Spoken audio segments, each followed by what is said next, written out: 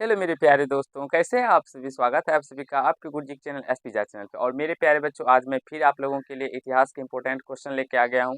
अगर आप लोग ये पार्ट देख लेते हैं और सीख लेते हैं, समझ लेते हैं, तो विश्वास मानिए मेरे प्यारे बच्चों, हर एक एग्जाम में इस पार्ट से आप लोगों के क्वेश्चन पूछे जाएंगे। और आप लोग को मेरे प्यारे बच्चों ये जानकर खुशी होगी कि ये इतिहास का जो है ये तीसरा पार्ट है। मैंने आप लोगों के लिए पार्ट 1 और पार्ट 2 बता दिया। अगर आप लोग नहीं देखें तो जरूर ही देख लीजिएगा, मैं डिस्क्रिप्शन बॉक्स में उसका लिंक भी दे दूंगा। और ये पार्ट थर्ड है, जिसमें कि हमने बहुत सारे इतिहास के इंपॉर्टेंट क्वेश्चन को कर रहे हैं मेरे प्यारे बच्चों। और ये सारे जितने भी क्वेश्चन है ये वन लाइनर क्वेश्चन है।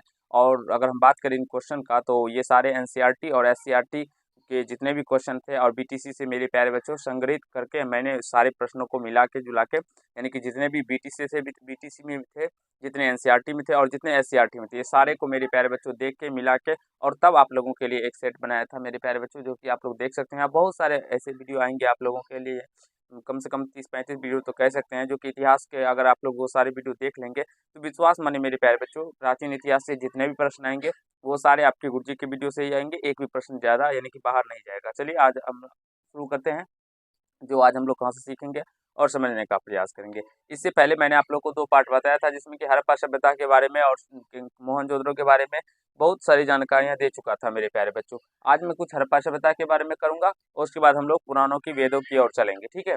तो सबसे पहले देखिए, हड़प्पा सभ्यता की खुदाई मेरे प्यारे बच्चों जो हुआ था वो 1921 ईस्वी में हुआ था। और किसके द्वारा किया गया था? तो वो दयाराम साहनी के द्वारा किया गया था। ये पूछा जाता है मेरे प्यारे बच्चों, इसका एसपी भी पूछा जाता है और किसके द्वारा किया गया था ये भी पूछा जाता है। तो इसलिए इसको ध्यान पे रखिएगा और सीखने समझने का प्रयास कीजिएगा।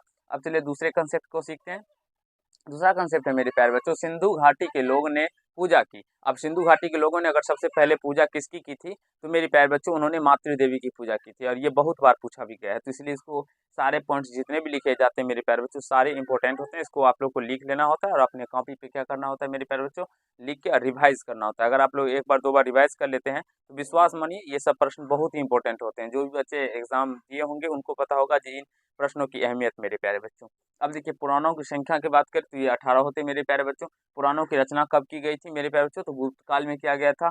सबसे प्राचीन पुराण जो था वो कौन सा था? तो मत्स्य पुराण मेरे प्यारे बच्चों। मत्स्य पुराण जो था वो सबसे प्राचीन पुराण था। अब पुराणों के रचयिता कौन थे मेरे प्यारे बच्चों? तो वो देख सकते हैं यहाँ पे, लोमवर्ष एवं उग्रसरवा जो थे वो पुराने के क्या थे मेरे प्यारे बच्चों? तो रचयिता थे। अब वेद की संख्या भी पूछी जाती है, तो वेद की संख्या 4 रहते हैं मेरे प्यारे बच्चों। ऋग्वेद, यजुर्वेद और सामवेद और अथर्ववेद, ये 4 प्रकार के वेद होते हैं, जिससे कि आप लोग को मैं आगे डिटेल में उसके बारे में भी सिखाऊंगा और समझाने का प्रयास करूंगा।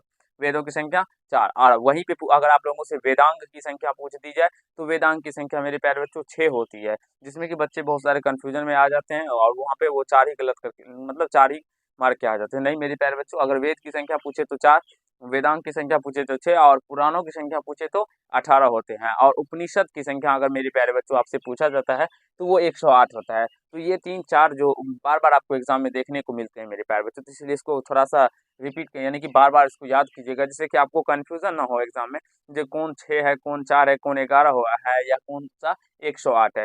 ये आप लोग अच्छे से प्रैक्टिस कर लीजिएगा।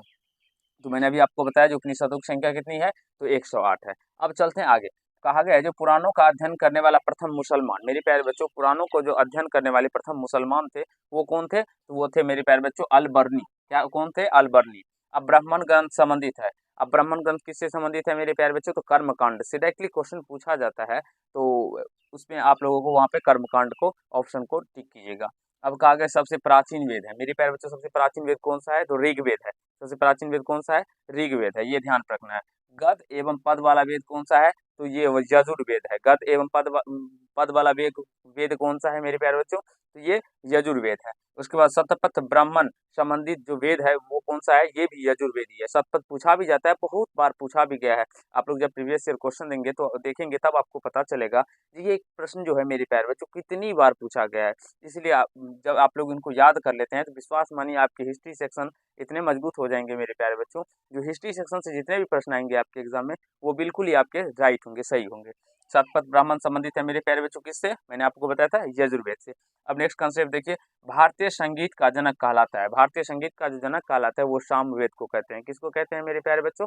भारतीय संगीत का जनक सामवेद को कहते हैं। गायत्री मंत्र किस वेद से लिया गया है मेरे प्यारे बच्चों?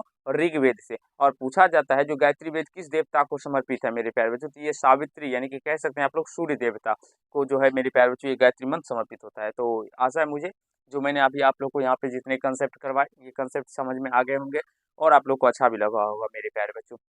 मेरे प्यारे बच्चों अभी मैं आप लोगों के लिए 10-12 ही लेके आता हूँ, जिसमें कि क्वेश्चन आप लोग इसको सीख लेते हैं और समझ लेते हैं। छोटा ही वीडियो होता है, इसको ज़रूर ही अगर आप लोग को देखने को मिले, इसे देख लेने में कुछ जाता तो नहीं है मेरे प्यारे बच्चों, लेकिन हाँ, अगर आप लोग एक बार 2 बार देख लेंगे इसको, तो ज़रूर ही आपको कुछ न कुछ सीखने को मिल जाएगा। तो ऐसा भी अगर वीडियो आता है, तो ज़रूर ही एक बार आप लोग को देख लिया कीजिए। चलिए आज के पार्ट में इतना करते हैं, नेक्स्ट पार्ट में आगे के कंसेप्ट को सीखेंगे और समझने का प्रयास करेंगे। मेरे प्यारे बच्चों, ये हिस्ट्री वाला जितना भी पार्ट्स होगा या आप लोग कह सकते हैं आर्ट वाला जितना भी वीडियो आएगा, वो आपको सैटरडे, संडे को मिल जाएगा। तो इसीलिए आप लोग हमारे चैनल से जुड़ जाइए और अपने कंसेप्ट को क्लियर करने के लिए मेरे प्यारे बच्चों और सारे बच्चों को भी ये लिंक शेयर कीजिए। चलिए आज के पार्ट में इतना ही करते हैं। अगर आप लोग को ये समझ में आया हो तो वीडियो को लाइक कीजिएगा, कैसा लगा ये कमेंट कीजिएगा और यदि चैनल पर नए होंगे तो चैनल को सब्सक्राइब करके बेल आइकन को प्रेस कर लीजिएगा, जिससे मेरे हर एक वीडियो का नोटिफिकेशन आप तक पहुँचता है। धन्यवाद।